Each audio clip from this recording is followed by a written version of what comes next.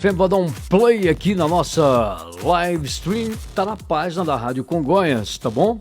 Que é a emissora que eu tenho o maior carinho, onde eu iniciei, onde eu dei o pontapé inicial em tudo. Então, na página da Rádio Congonhas, nesse momento, eu apresento para vocês aí da Rádio Congonhas, que é a empresa que eu trabalho, que eu tenho o maior carinho, né? Uma delas também pela outra educativa, mas aqui na Rádio Congonhas, um carinho enorme. Eu comecei por aqui em 1993 e nunca mais parei por aqui, passei por outras emissoras. Mas eu mostro para vocês aí, nesse momento, tá aparecendo aí na sua telinha, você que está no smartphone ou você que está também na sua telinha do seu Smart TV, a nova logomarca das redes sociais do Luiz Evandro.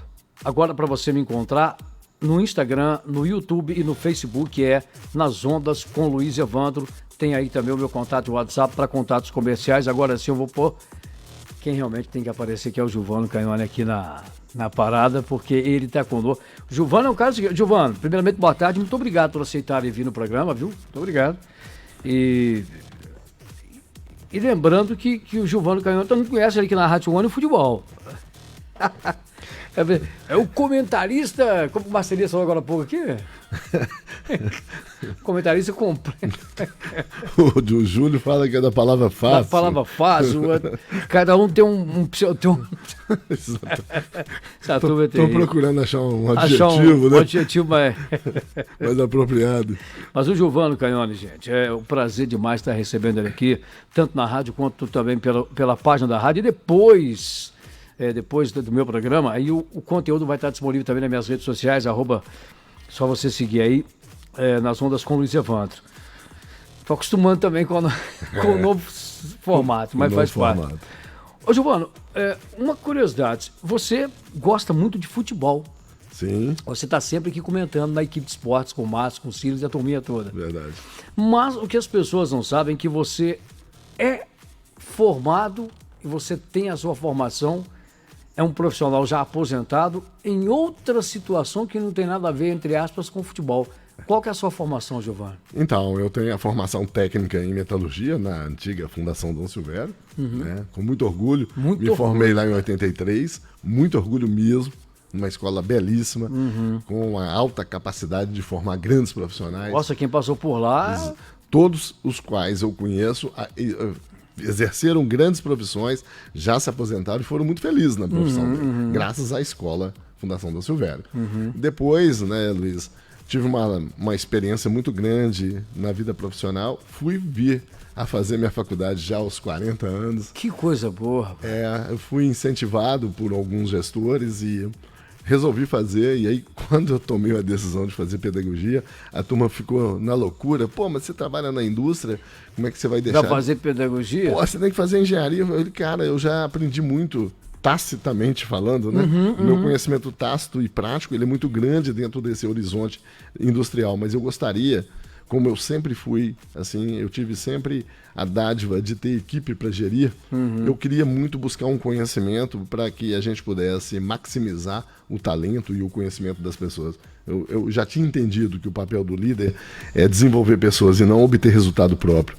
E eu fui buscar isso na pedagogia aos 40 anos de idade, também aqui, na Unipac Congonhas. Na Unipac Congonhas, olha que coisa linda. Fiz essa especialização em pedagogia, depois eu me especializei em logística, porque paralelamente a isso, a minha carreira também profissionalmente estava indo muito bem, eu fui promovido ao cargo de gerente de logística, então isso também fez com que eu precisasse de uma especialização em logística, e isso me deu outra oportunidade, que foi voltar na mesma faculdade que eu me estudei e lecionar nos cursos tanto nos cursos de tecnólogo de RH, quanto tecnólogo de logística.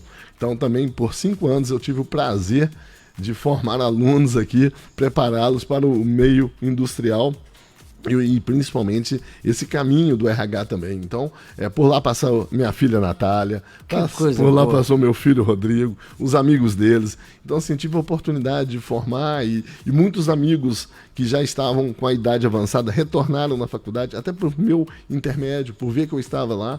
Então, assim, foi também um momento muito ímpar na minha vida, muito coisa feliz. Bacana, tá vendo, gente? O nosso assunto aqui, Giovanni, você trabalhou por muito tempo na Gerdau. São 35 anos. 35 anos. Você hoje é aposentado. Aposentado, mas aí eu criei a minha empresa de consultoria comportamental de líder e fui convidado novamente pela Gerdau e já faz 1 ano que eu estou lá trabalhando na capacitação e desenvolvimento de líderes. Já deu para entender que um baita profissional, porque quando você aposenta, a empresa te chama de volta para fazer uma coisa. Se eu aposento aqui na Rádio Congonhas, você falou isso, continua, certamente está dando certo. É um bom sinal. Não é verdade? É verdade. O nosso papo é o papel do líder na gestão de uma equipe. Giovanni, liderança versus gostar de pessoas. É um tema importante. Assim, muito difícil alguém tomar a responsabilidade de liderar um grupo, de liderar uma equipe sem gostar de pessoas. É impossível. Né? Mas eu não gosto tanto, mas eu tenho visão de líder. Eu não estou falando aqui se o líder é inato ou não. Ainda tem essa discussão, né? Fulano de tal, a liderança dele é inata. Não, pode até ser que exista a liderança inata, sim, mas nós precisamos de aprender a gostar de pessoas. E é incrível como que a gente viveu num mundo desse e não gosta de pessoas. Porque eu acho que não é só para liderar, para conviver e compartilhar. É preciso gostar É preciso gostar das pessoas.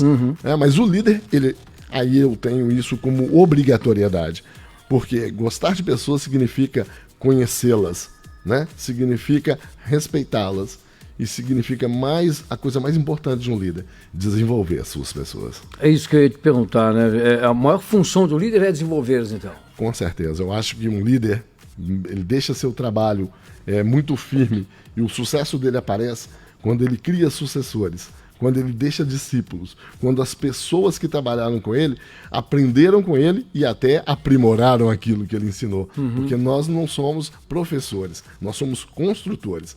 E muitos alunos se tornam melhores do que a gente. E isso é o sucesso do professor. Nós temos hoje muito comentários, por exemplo, fulano que está coordenando minha área, está coordenando tal coisa, mas é um carrasco, não sei o quê, papapá. Nós ouvimos muito isso. Há uma diferença entre chefiar e liderar, né, Giovanni? Assim, o líder, vamos falar de um líder que eu admiro bastante.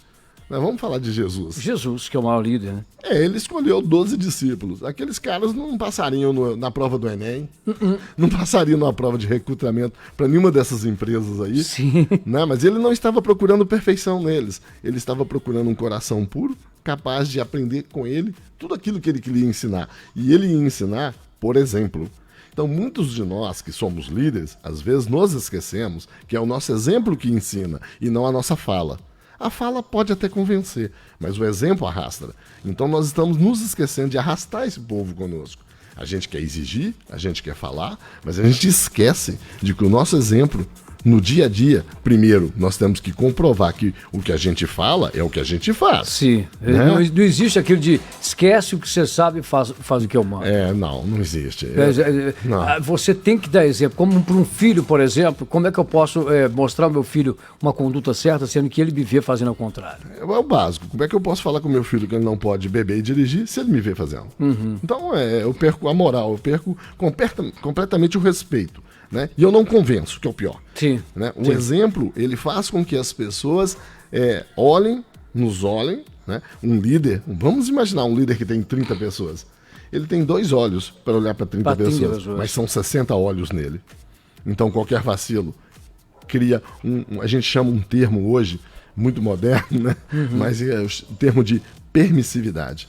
Quando o líder vê um erro e ele não corrige, ele cria permissividade.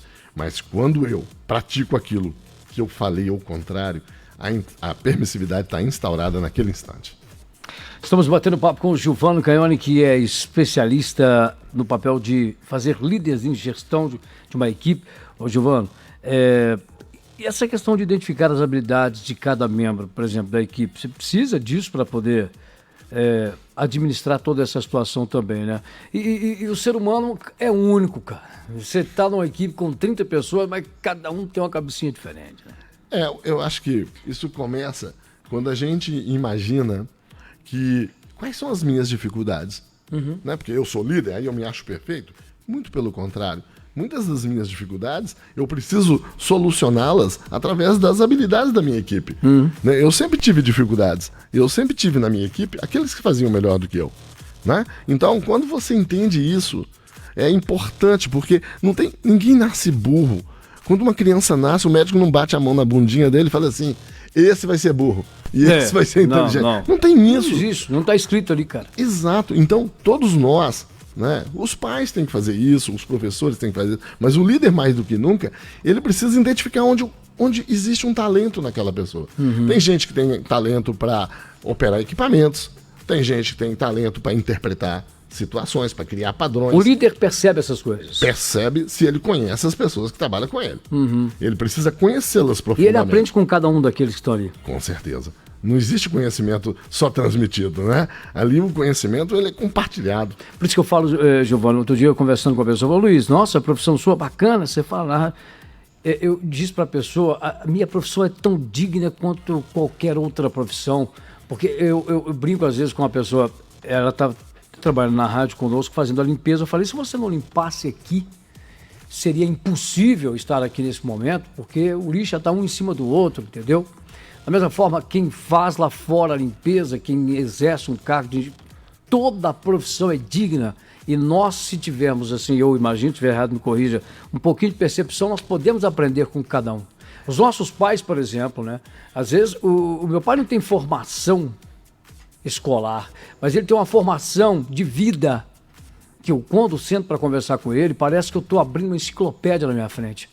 Então, isso são coisas que um líder tem que perceber, né, Giovanni? E assim... Quando a gente fala do caráter, né? O caráter, ele é o conjunto daquilo que eu defini para ser meus hábitos, né?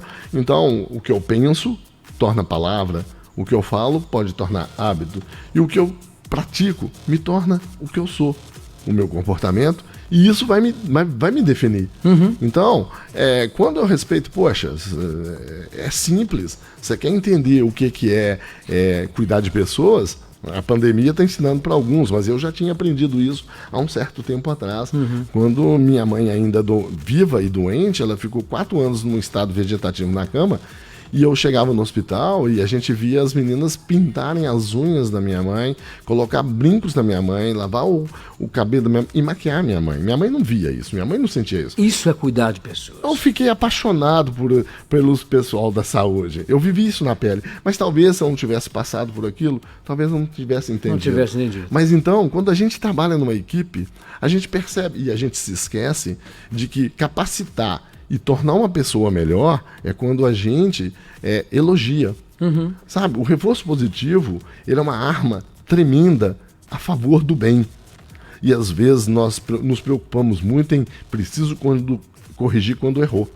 E quando errou, ele não funciona tão bem quanto o reforço positivo. Você falou uma coisa tão bacana, porque eu já sinto isso quando o elogio chega, ele dá um...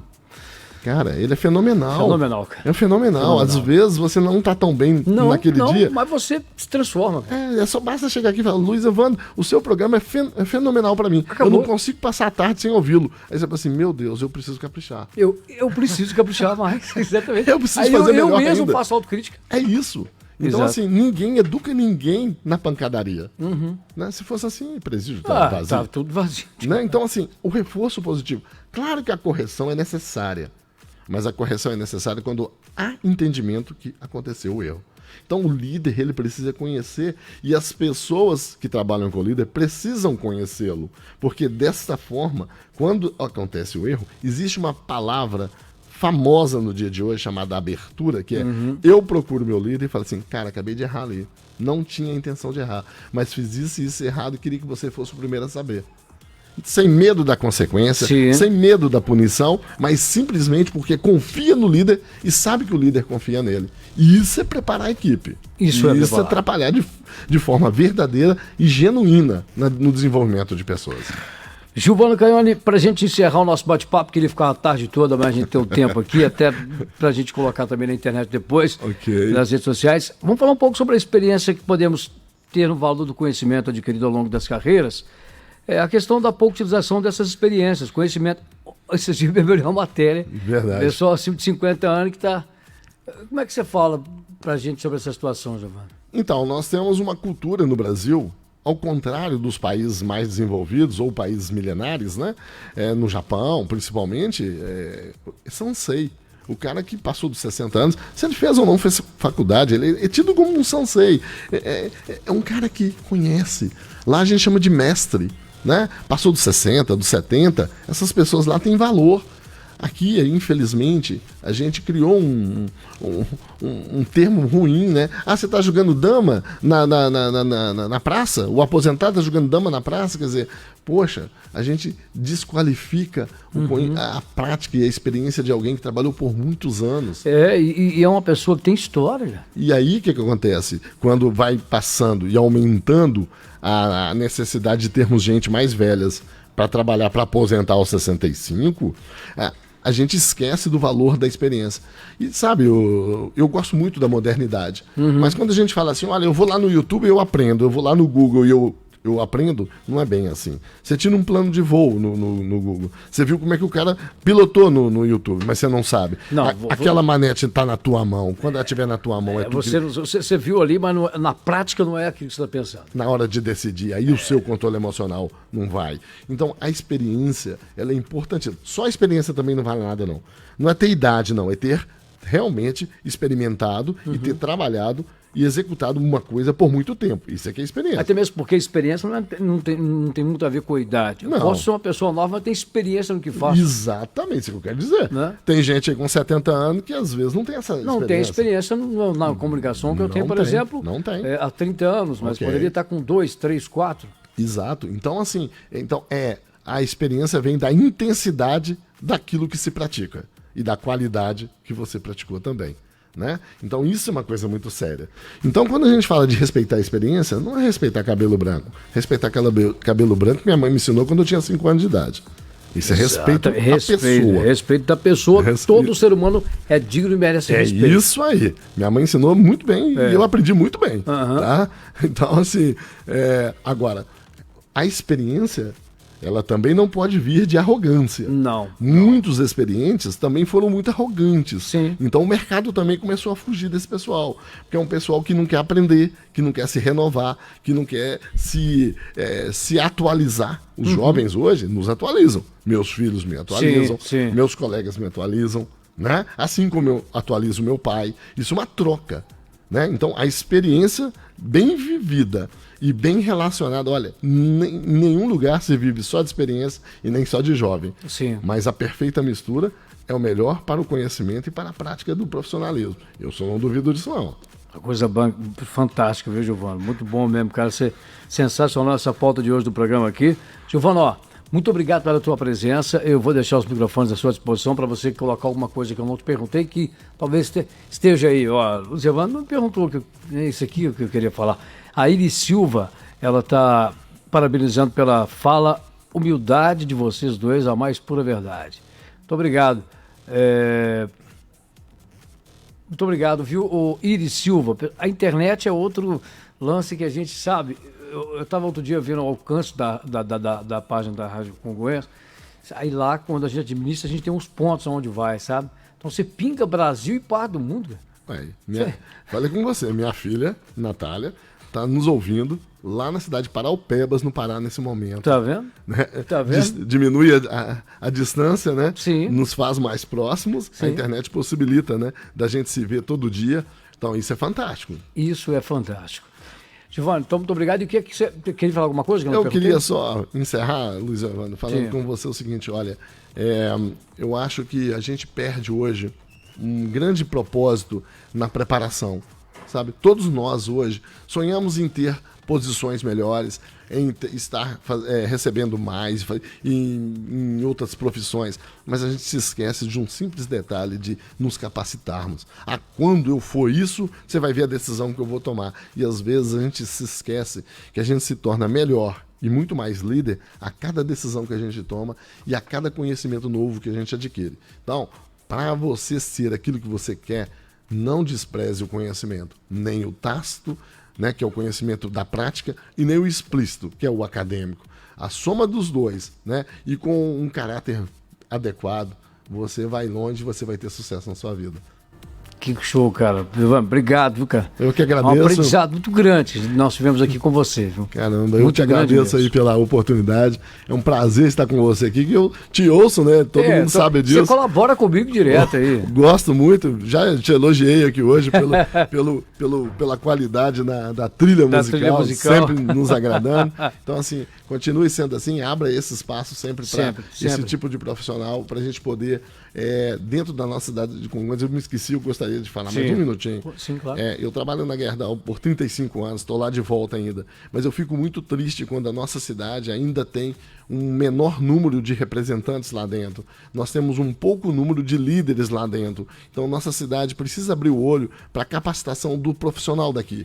E olha que nós temos gente boa para ajudar a formar aqui. Tá vendo? Mas eu acho que a gente tem participado pouco nisso. Tem que participar mais para formar mais líderes daqui lá dentro. Exatamente. E mão de obra qualificada. Também. O povo de Congonhas é bom. O povo de Congonhas é trabalhador. Mas a gente tem má formação. Sim. A gente não tem hoje umas escolas que colocam as pessoas no devido lugar. Precisa ter mais. A gente precisa ajustar isso aí. Não tenho dúvida. Falou tudo, Giovanni. Obrigadão. Giovanni Canhoni conosco aqui nas ondas em 91.3 e para você também aí na página. Boa tarde, crianças, está dizendo aqui a Lúcia Torres. Obrigado, Lúcia. Regina Dias, boa tarde. Obrigado, Regina, tudo de bom para vocês aí.